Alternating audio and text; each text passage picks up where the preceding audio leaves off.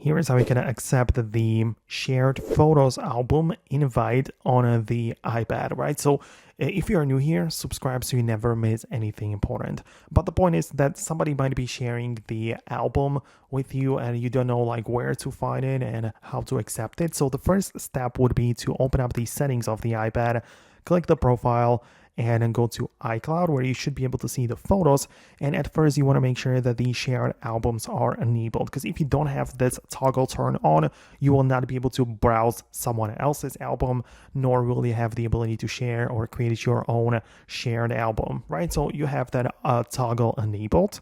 Then you move over to the settings, click on the Photos app, go to the collections and find the albums.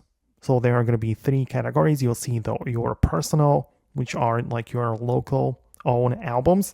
Then you'll see the shared albums, which will show right here. But you at first have to go to the activity and you have to join or click on the confirm invitation. Like you have to accept the invitation shared by other people. So if somebody decides to share their photos with you in this album, you'll see the notification right here and you'll be able to click on accept and make sure to start sharing or start browsing the shared photos.